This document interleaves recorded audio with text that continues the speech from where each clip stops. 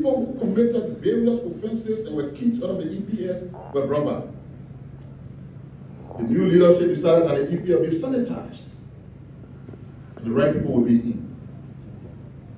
And some of the people who became victims of that process said they were unlawfully dismissed. Maybe true. Where do you seek redress if you believe you were unlawfully dismissed? Of course, they did nothing to seek redress within the confines of the law. The first action they showed us was when the former president was arriving in the country last time at the airport. 75 of them chartered a bus, wearing those blue jackets that the EPS is affiliated with. And they said, we came to welcome our leader. And the next thing we saw in Monrovia is there were protests. They were calling on you to remain home. Don't come in the street. Where was the protest starting from? You are all in Monrovia. Where did they assemble for the protest? At the party headquarters. Is that a justification that these were people who did not belong in the EPA in the first place? If you were genuinely EPS officers with a genuine case about being illegally removed from the force, and you want to gather to express your concern about that, you do so at a party headquarters? What is the message? So you see, for 12 years, over 300 protests. Then they came to power, the UP had no protest. The UP government is back less than 6 months. They are back at protest and believe they can threaten every other person's ear. Good friends, take a break. This country is nobody's inheritance. You had the opportunity to serve because the Liberian people chose you. You did not meet their expectations. They voted you out. They brought a new government. If this government does not meet their expectation, they will also vote them out.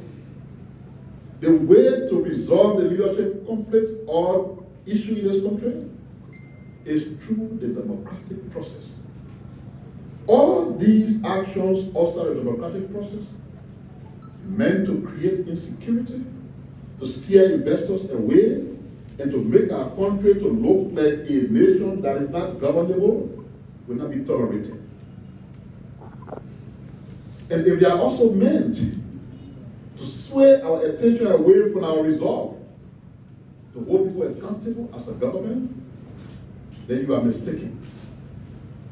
It will have zero impact on our quest to hold past leaders who breached the public trust accountable.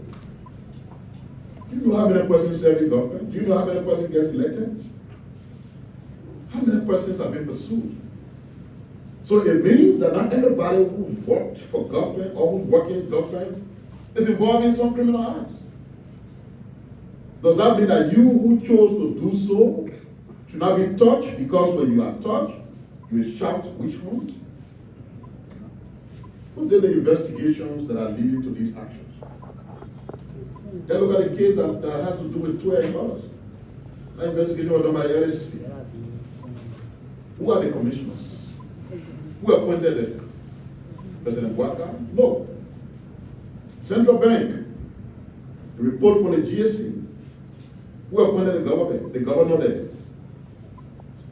Waka or President Weah?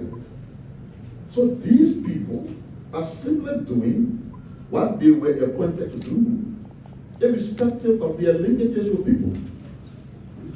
And when they do their work, and prosecutors review their work and find evidences that can lead to charges being levied, no threat can stop the government from doing so. This is a conversation that the government is keen about, but I decided to talk about from the devil of my heart.